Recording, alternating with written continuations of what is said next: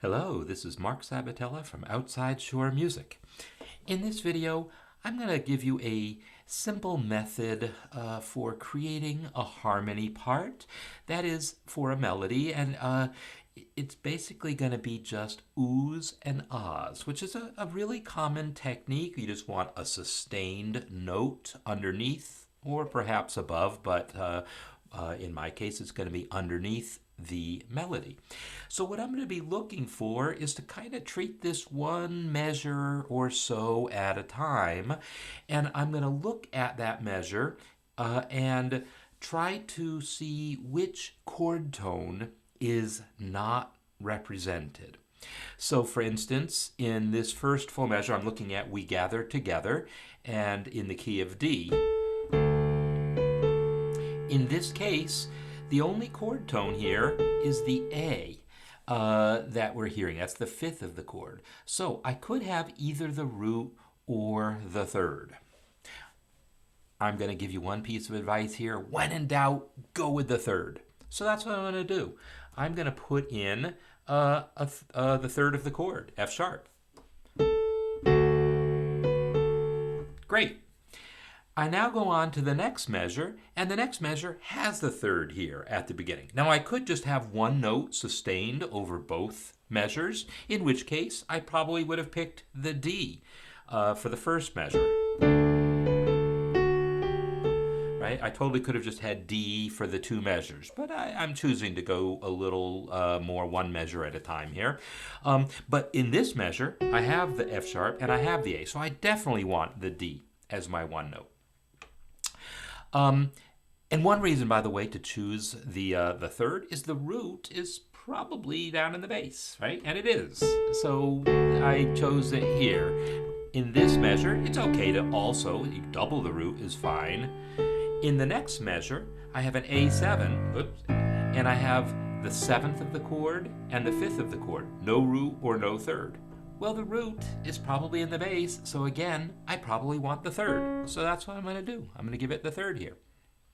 The next measure has all three notes. It has a D, an F sharp, and an A, all three notes of the D chord. So I say I normally will go for the third, but voice leading counts also. If I'm just coming off of that leading tone, I probably want to go ahead and resolve it. So I'm going to go ahead and resolve it to the D. So that covers that measure. The next measure, F sharp minor, I have the F sharp and the C sharp. I don't have the root, F sharp, and I don't have a seventh. Well, now here I can choose. I can think, well, the root's probably in the bass. Let's go ahead and include that seventh. The seventh is an optional note. We don't necessarily need to cover it, but let's pencil it in for now. I'm going to go ahead and pencil it in now. The next measure has the third, D, and that's the only chord tone. There's no root, there's no fifth. Well, again, on the assumption that the root's probably down there in the bass, I'm going to go ahead and add the fifth, which is the F sharp, and now I see that I like the E leading by step to the F sharp. That works just fine. And then for the E7 chord, all I have is a B in the melody. I have no root, I have no third, I have no seventh. Again, when in doubt, I'm probably going to want the third, the G sharp. And then for that A chord, here's where it gets a little maybe dicey. I want the third in that chord. I really want the C sharp down here, but I really don't want to leave that G sharp hanging, right? I kind of want to resolve the G sharp to the A, but I also really want the C sharp in there also. Let's listen to this first. I'm going to play it.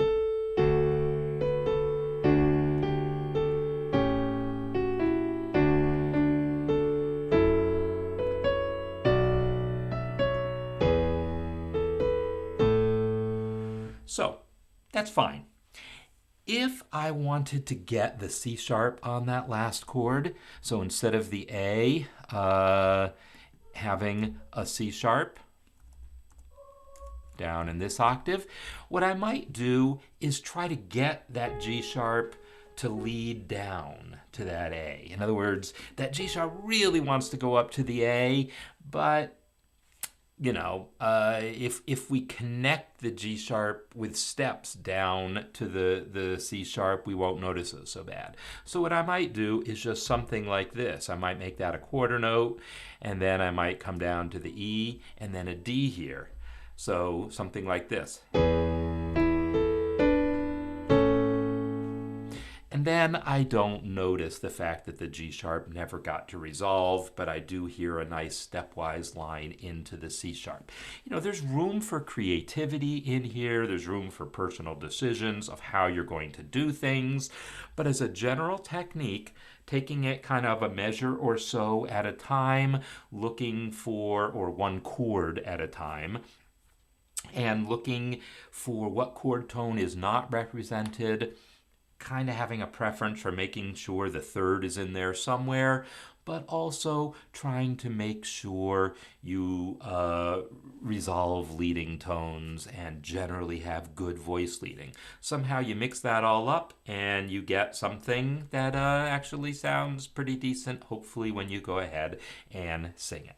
So that's a little advice on putting together that kind of harmony. And, I would sing it with the syllable oo or the syllable ah, maybe change between them. That's up to the singers. But there you have it, a nice, simple harmony part.